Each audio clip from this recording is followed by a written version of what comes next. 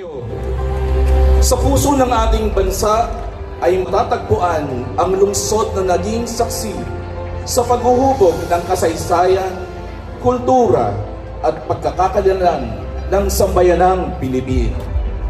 Sa loob ng 455 taon, ang Maynila ay nanatiling matatag sa kabila ng mga pagsubok, matibay sa gitna ng mga pagbabago, at buhay na simbolo ng pag-asa at pagkakaisa ng mga Manilenyo. Ngayon, ipinagdiriwang natin ang ika-455 araw ng Maynila na may temang matatag sa hamon, pinagtibay ng panahon. Isang pagpupugay sa mayamang kasaysayan ng ating lungsod, sa katatagan ng bawat mamamayan at sa diwa ng bayanihan na patuloy na nagpapasigla sa Maynila. Sama-sama nating gunitain, bigyang halaga ang ating nakaraan, ipagdiwang ang ating mga pinagtagumpayan, at yakapin ang hinaharap na may kahandaan at puno ng pag-asa. Mabuhay ang lungsod ng Maynila! Maligayang araw ng Maynila!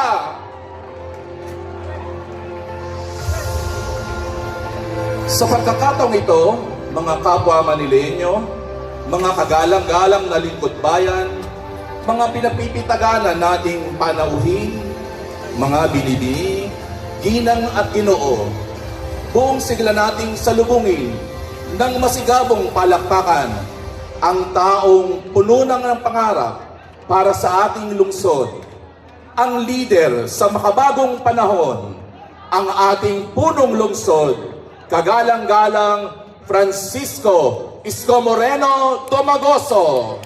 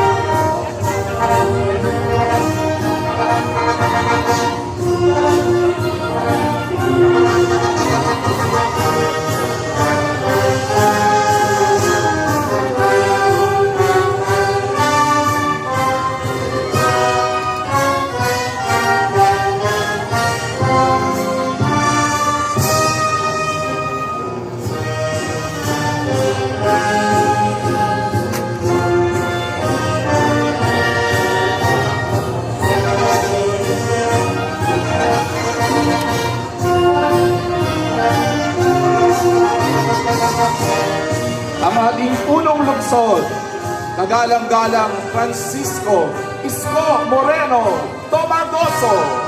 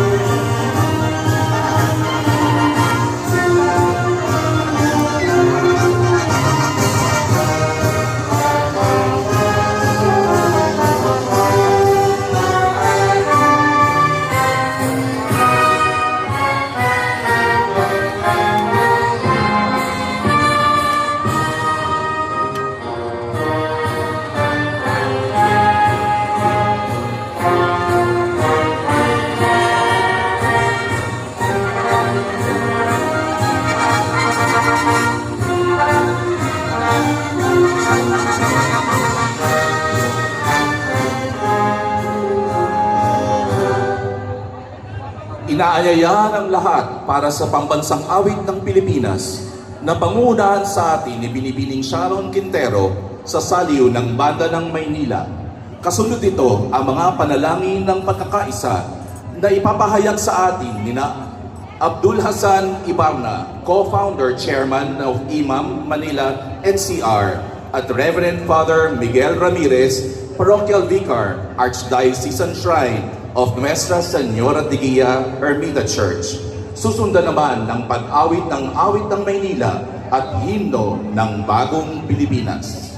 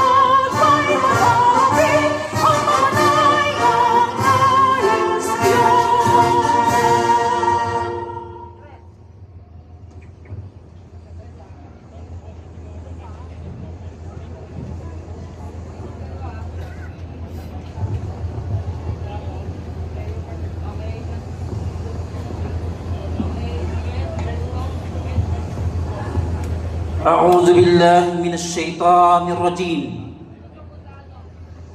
بسم الله الرحمن الرحيم. الحمد لله رب العالمين الرحمن الرحيم مالك يوم الدين. إياك نعبد وإياك نستعين. اهدنا الصراط المستقيم صراط الذين أنعمت عليهم غير المغضوب عليهم ولا الضالين.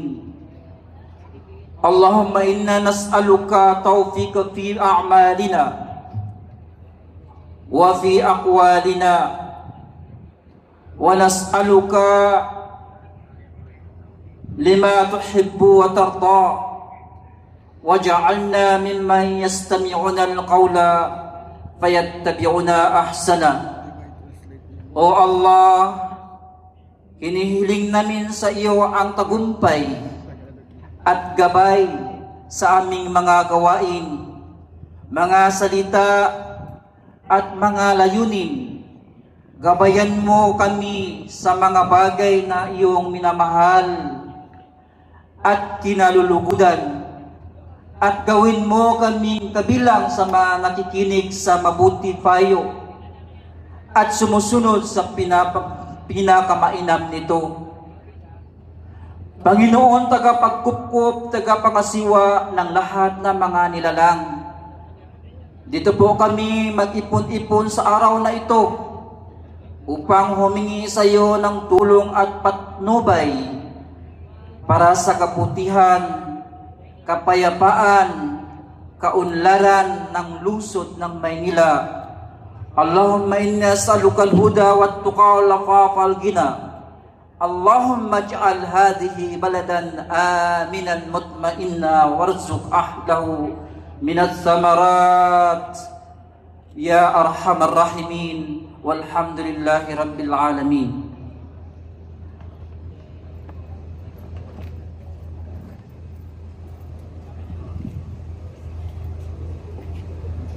Sa ngalan ng Ama at ng Anak at ng Espiritu Santo. Amen.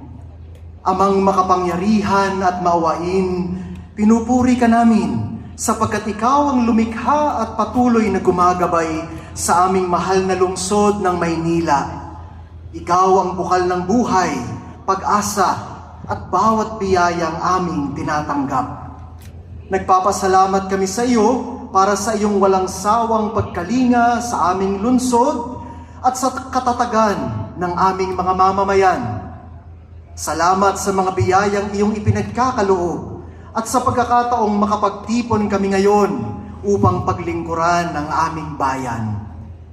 Inaamin namin ang aming mga pagkukulang bilang mga pinuno at mamamayan.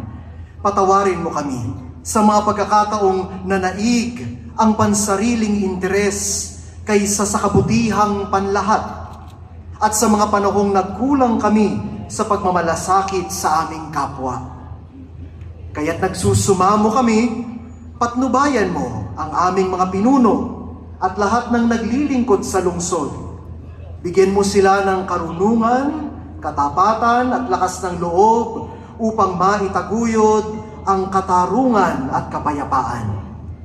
Sa pamamagitan ng panalangin ni San Juan Bautista, patron ng Maynila, at ng aming mahal na ina, Nuestra Señora de Guia, naway patuloy mong akayin ang aming lungsod sa landas ng pagkakaisa at tunay na pag-unlad.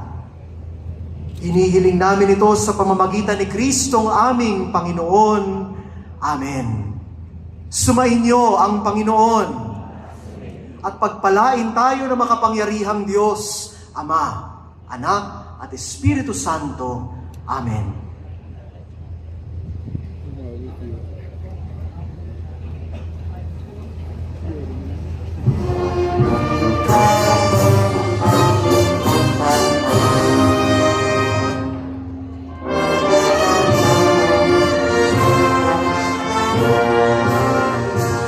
Tanging lungsod naming mahal, tampok ng silanganan, patungo sa kaunlaran at kaligayahan.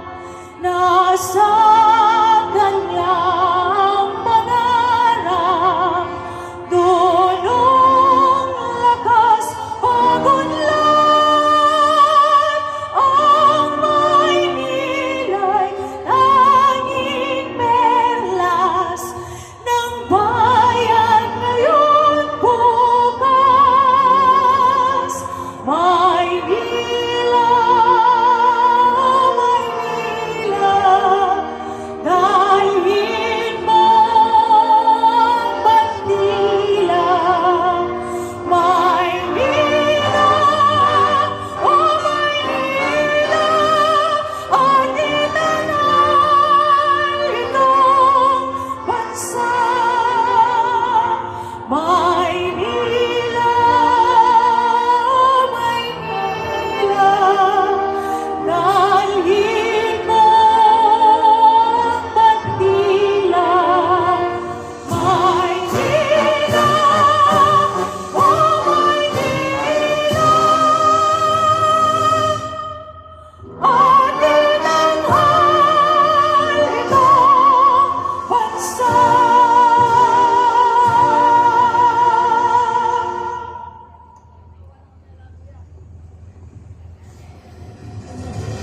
Panahon ng pagbabago, dahil sa ito'y di na kailangan.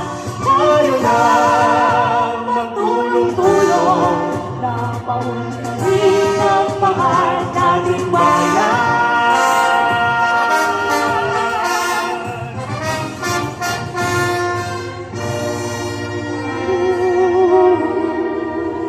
Panahon na ng pagbabago, dahil sa ito'y kinakailangan.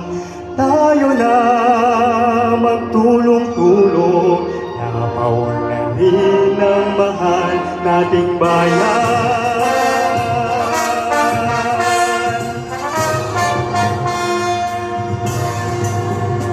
Panahon na ng pagbabago at ayos ang mga dapat ayusin.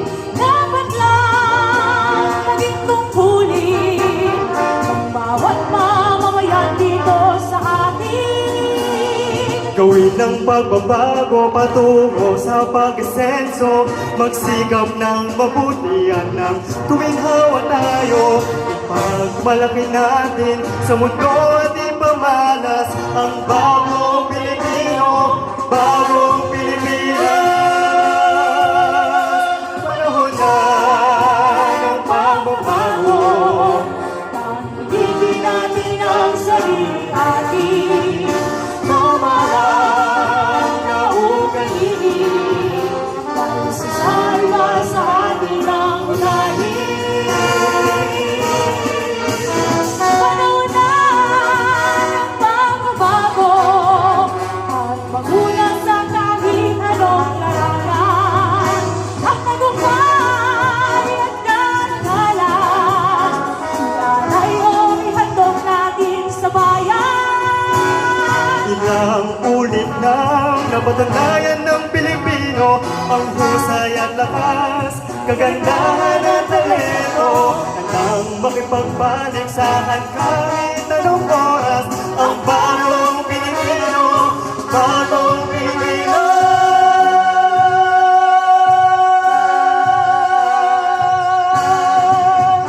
Panahon na ng pagbabago.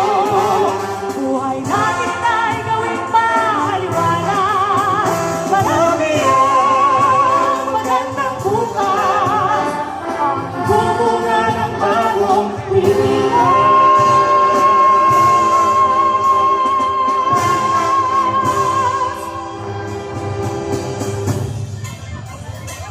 Panahon na.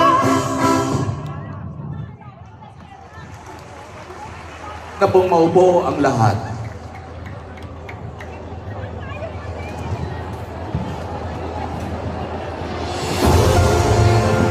Upang formal na simulan ang City Development Council meeting, malugod nating inaanyayahan ang ating punong lungsod, Mayor Francisco Isko Moreno Dumagoso, kasama ang Manila City Development Council Secretariat Head, Engineer Herman Avengosa, at ang lahat ng mga kagalang-galang na miyembro ng City Development Council upang magtungo sa kanilang mga itinakdang lugar.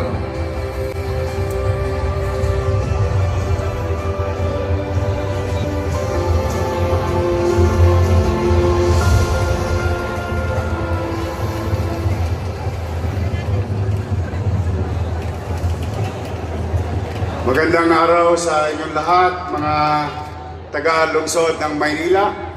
Tayo po'y tutungo sa taunang programa ng ating lungsod na napakalaga, at lalo na itong umpisa ng ating programa patungkol sa mga tatahakin at gagawin ng ating pamahalang lungsod na kayo ay kasapi at miyembro nitong bagay na ito.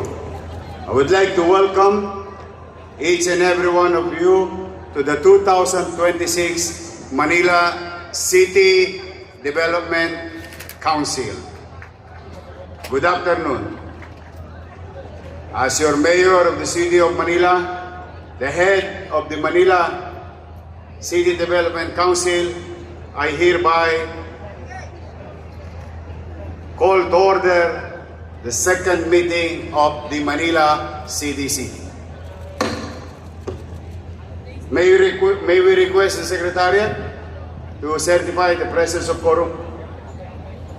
Honorable Chair, Mayor, based on the attendance records duly verified by the Secretariat, I certify that a quorum is present. In view thereof, and to facilitate the proceedings, I move that the roll call be dispensed with. There is a motion to dispense the roll call. Is there any objection? I see none. Motion is carried. Please continue. Thank you, Honorable Chair. The proposed agenda for the business proper of the second Manila CDC meeting is as follows. First, presentation and ratification of the amendments to the Manila Comprehensive Development Plan, hereinafter referred to as the Manila CDP 2030. Second, presentation and ratification of the amendments to the Manila Annual Investment Program for fiscal year 2026, hereinafter referred to as the Manila AIP 2026. And the last item, presentation and approval of the proposed Manila Annual Investment Program for fiscal year 2027, hereinafter referred to as Manila AIP 2027. Now, having heard the item for today and the agenda for today, is there any motion to adopt the said agenda? Mr. Secretary? There's a move from Barangay Chairman Llorente. Yes. I move that to adopt the 3 items of the said agenda. There is a motion presented by one of the members of the CDC to adopt the 3 items to be discussed today in the CDC 2026. Is there any second? Seconded, duly seconded. Is there any objection? I see none. Motion is carried. Please continue. Thank you, Honorable Chair. For the first item on the agenda, we respectfully present the amendment to the Manila CDP 2030 and request the honorable members of the Manila CDC to ratify the same. The Comprehensive Development Plan serves as the city's principal medium-term development blueprint.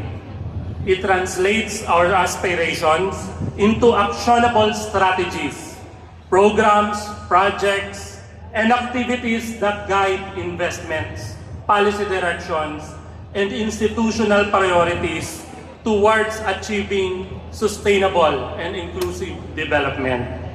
While the Manila CDP 2030 remains relevant in many aspects, the changing socio-economic landscape, emerging development challenges, evolving citizen expectation, and the priorities of the current administration necessitate strategic refinement to ensure that our development framework remains responsive, future-ready, and aligned with our collective aspirations.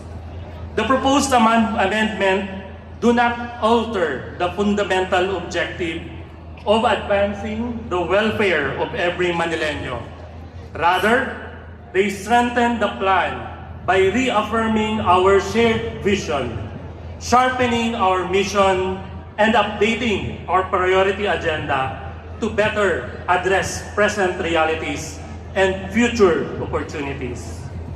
At the heart of these amendments is our long-term vision, which remains fully retained as set forth in the Manila CDP 2030, and to which we add our official city vision brand, our Manila 2035, Vibrant City, Great Future. This vision embodies our aspiration to transform Manila into a globally competitive, resilient, inclusive, creative, and smart capital city, where economic progress, social equity, cultural vitality, institutional excellence, and environmental stewardship flourish together. Guided by this vision, the proposed amendment introduced and institutionalize our updated city mission with the tagline, "Let's make Manila great again," towards the vision of a world-class capital city. Ang misyong ito ay panawagan sa pamahalaan, mga komunidad, sektor ng negosyo, at mga katuwang sa kaunlaran na sama-samang kumilos upang maibalik ang kadakilaan ng Maynila sa pamamagitan ng makabagong pamumuno na may kapanatagan at pagtugon sa pag-unlad na nakasentro sa kapakanan ng mamamayan. To operate this mission, the amendments highlight the MBN City Governance Trusts which serve as the governance framework of the current administration. This is anchored into three core thrusts. M, meet basic needs. B, build better communities. And N, nurture value partnership. Collectively, this form the acronym MBN, inspired by the concept of MBN as minimum basic needs. Upang mapatupad ang natalakay na governance trust, narito ang Great Manila 8-point agenda. G for governance, kapanatagan sa lokal na pamahalaan. R for residence, kasiguruhan sa kabahay. E, empowerment, kalinangan ng karunungan, kaalaman, kasanayan. A, access, kaagapay sa kalusugan at kagalingan panglipunan. T, trade, kasiglahan ng kabuhayan sa negosyo, trabaho at turismo. M, modernization, kaunlaran sa infrastruktura at transportasyon. N, nature, kalinga sa kalikasan, kalinisan ng kapaligiran. L, legacy, kahalagahan ng kultura at kasaysayan. Ang pinagsama-samang unahang letra ng bawat agenda ay bubuo ng salitang Great Manila. Simbolo ng ating misyon na gawing dakila muli ang Maynila tungo sa Kapitolyong lungsod na may pandaigdigang pamantayan. The proposed amendments therefore ensure that our development interventions, annual investment programs, departmental work plans, and resource allocation are fully aligned with the aspiration of the present administration and the long-term vision of our Manila 2035, a world-class capital city. This amendment reaffirms that development is not merely about building infrastructure or delivering services. Development is ultimately about improving lives, restoring hope, strengthening communities, and creating opportunities for every Manileño. Together, as a united Manila, we shall shape a desirable, dynamic, and distinguished city guided by a compassion, empowered by innovation, built on mutual responsibility, and committed to leaving a legacy of greatness for future generations. Honorable Chairperson and distinguished members of the Manila CDC, we respectfully submit the proposed amendments to the Manila Comprehensive Development Plan 2030 for your consideration and ratification. Thank you very much and magandang araw po sa ating lahat. Thank you, CPDO Head. May I hear a motion regarding the ratification of the amendments to the Manila CDP 2030 as presented?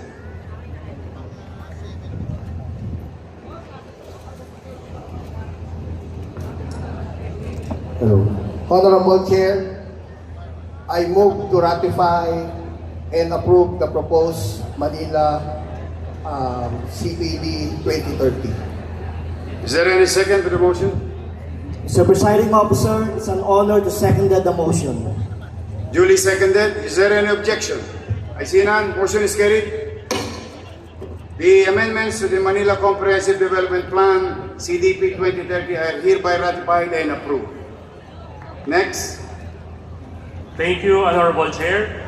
The next item on the agenda is the presentation and request for the ratification of the amendment to the Manila Annual Investment Program and Supplemental Investment Program for fiscal year 2026. These amendments are being requested for ratification to enable the city government to respond promptly to the urgent and emerging needs of the City of Manila and its constituents.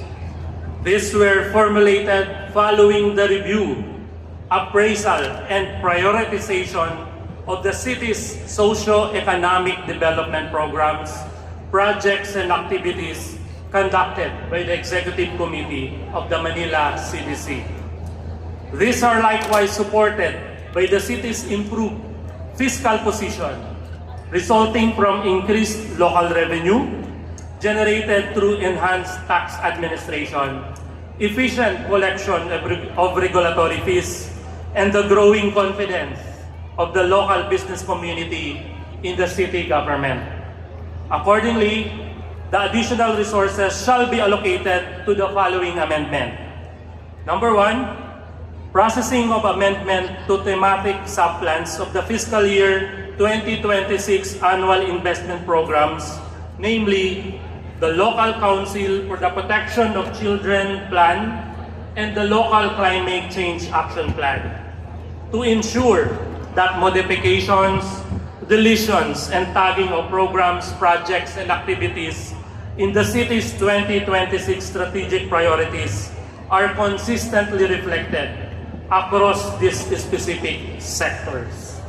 Second, approval of the supplemental fiscal year 2026 annual investment program authorizing the reappropriation of the unexpended balances and savings from the fiscal year 2025 20% development fund.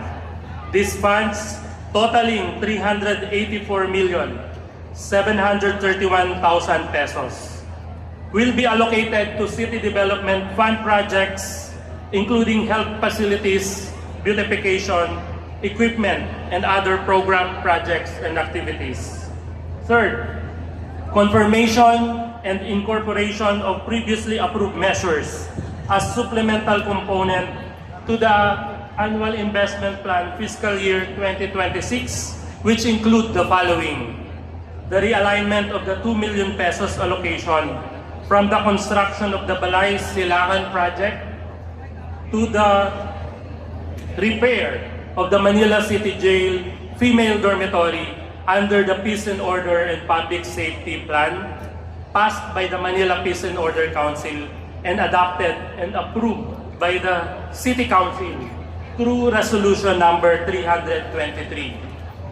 The issuance of the Supplemental Investment Program for fiscal year 2026 totaling 483 million pesos, 196,988 pesos, covering the following: additional appropriation for priority infrastructure program covering site and conceptual studies, detailed architectural engineering designs, and other pre-construction requirements. Provision for administrative support to the hospital operation of the President Cory Aquino General Hospital serving the Paseco community. Additional appropriation for the acquisition of land states for the landless and socialized housing projects, and additional appropriation for the special activities funds under maintenance and other operating expenses and prior years obligation. With that, we respectfully request the honorable members of the Manila CDC to ratify the foregoing inclusion and modification, which shall constitute amendment to the Manila Annual Investment Program and Supplemental Investment Program for current fiscal year 2026. Thank you. May I now hear a motion regarding the ratification of the amendments to the 2026 Manila Annual Investment Program as presented? Honorable Chair, Mayor, I move to ratify and approve the amendments to fiscal year 2026 Manila Annual Investment Program. Second motion, Mayor. There is a motion to approve, duly seconded. Those who are in favor, please say aye. Those who oppose, say nay. I hear none. Motion is carried and adopted.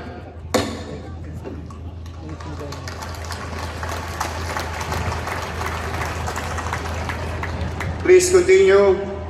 Thank you, Honorable Chair. And for our last item in the agenda, it is my honor to present the Manila Annual Investment Program for fiscal year 2027. The Manila AIP 2027 embodies our collective commitment to improving the quality of life of our constituents and advancing the development agenda of the city government. Guided by our city vision and anchored on the MBN City Governance Trust of our Honorable City Mayor, this investment program prioritizes the provision of the minimum basic needs of our fellow Manileños, particularly in the areas of health, education, housing, and jobs, while pursuing our shared mission of restoring Manila's greatness. In the formulation of this annual investment program, we have integrated gender and development consideration to promote inclusivity, gender responsiveness, and equal opportunities to all. We have likewise mainstreamed climate change adaptation and disaster resilience measure to improve that the city's investment remain sustainable, responsive, and future-ready. To promote the efficient, equitable, and strategic allocation of resources, the program is organized according to the three major sectors funded under the General Fund, namely General Public Services, Economic Services, and Social Services.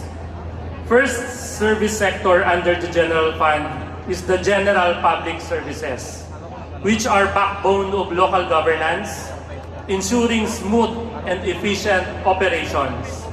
Kung walang tatag ang sektor na ito, hindi maisa sa katuparan ng epektibo ang iba pang mga programa. Ang pagiging episyente, bukas na pamamahala at pananagutan ay mahalaga sa tagumpay ng sektor na ito. For fiscal year 2027, the city government proposes to invest 6,066,871,000 in programs, projects, and activities under General Public Services, or 17% of the General Fund. Social Services ang ikalawang sector. This sector is closest to the people's heart as it covers health, education, housing, social welfare, and protective services.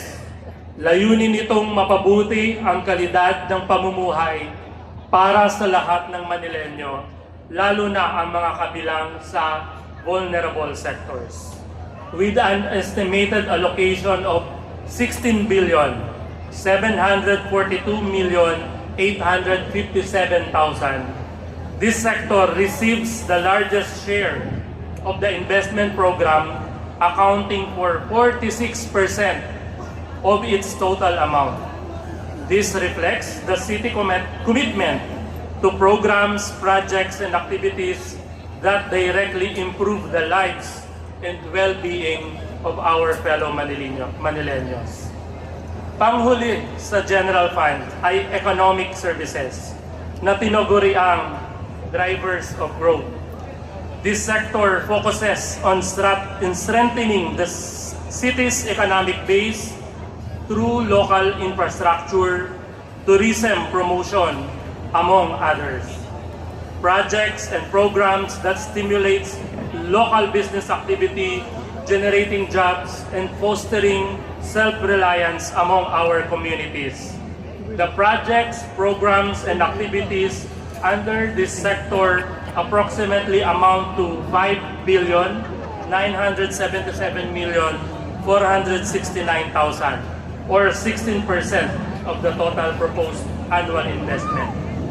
Bukod sa natalakay na regular sector, mayroon din po tayong special purpose appropriation. These are PPAs that address budgetary requirements, statutory and contractual obligation, and financial expenses. Kabilang dito ay ang mga sumusunod.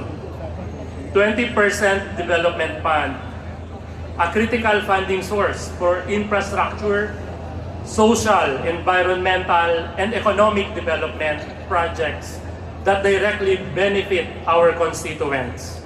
Projects and programs covered by this fund involve vertical housing, expansion of education facilities, redevelopment and improvement of road networks, and repairs and maintenance of other infrastructure to ensure public safety. These PPAs have an estimated amount of 1,218,895,000 pesos. The Local Disaster Risk Reduction and Management Fund, designed to prepare for, respond to, and recover from natural disasters.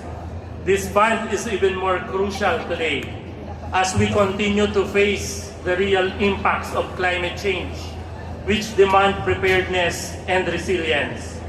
PPAs under this fund strengthen the city government of Manila's readiness before a disaster strikes, immediate actions during a disaster, and post-disaster activities that restore normalcy. These PPAs have an estimated amount of 1,286,517,000 pesos. Together with other budgetary requirements, statutory provisions, and contractual obligations, the total special purpose appropriations is 7,665,690,000, equivalent to 21% of the total proposed annual investment. The annual investment program of the City of Manila for fiscal year 2027 is more than a financial plan. It is a strategic roadmap toward inclusive growth, resilience, and shared prosperity.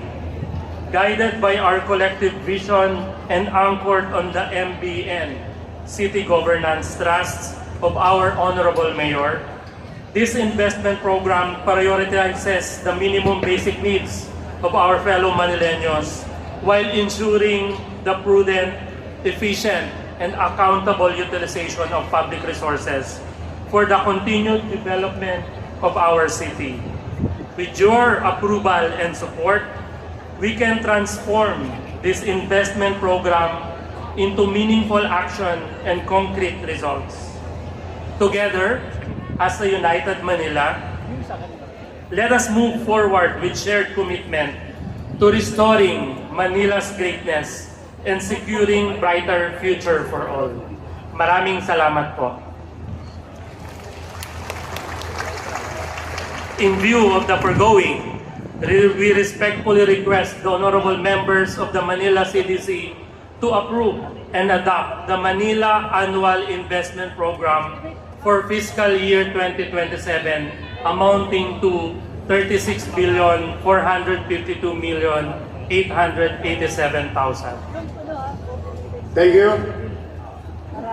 The matter is now open for motion regarding to the approval and adoption of the Manila Annual Investment Program for fiscal year 2027.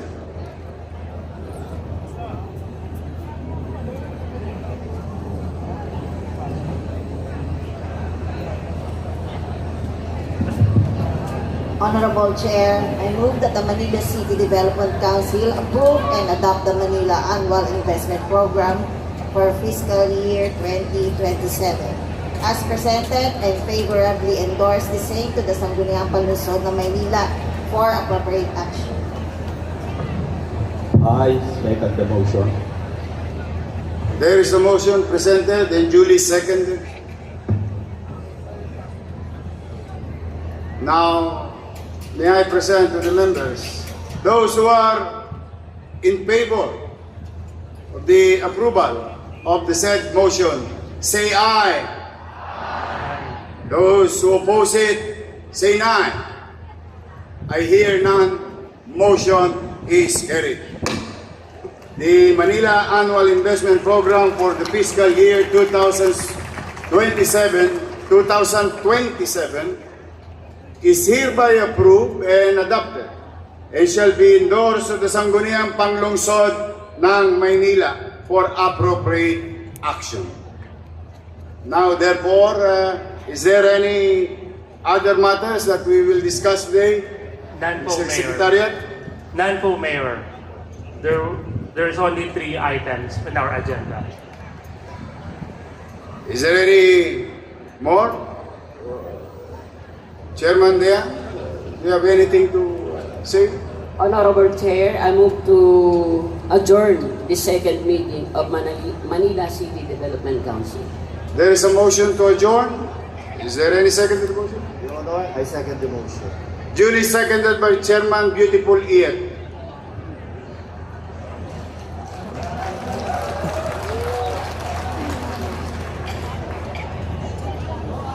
Now, there is a motion to adjourn the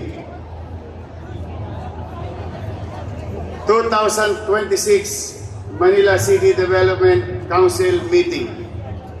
Duly seconded. The Chair declare the Manila City Development Council meeting adjourned. Congratulations, everyone. Thank you, Mayor.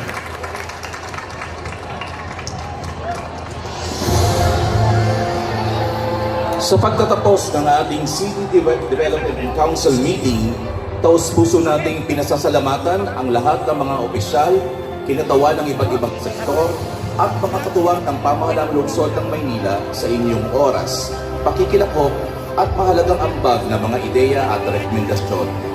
Naway magsilbi itong pagpapatibay ng ating sama-samang adhikain para sa higit na maunlad, mas inklusibo at tunay na matatag na Maynila. Sa pagdiriwang ng ika-455 araw ng Maynila na may temang matatag sa kamot pinagtibay ng panahon, ating ipagpatuloy ang pagkakaisa at pagtutulungan upang gawing ganap na dakila at may pagmamalaki ang Kapitolyo ng ating bansa. Maraming salamat po at mabuhay ang lungsod ng Maynila!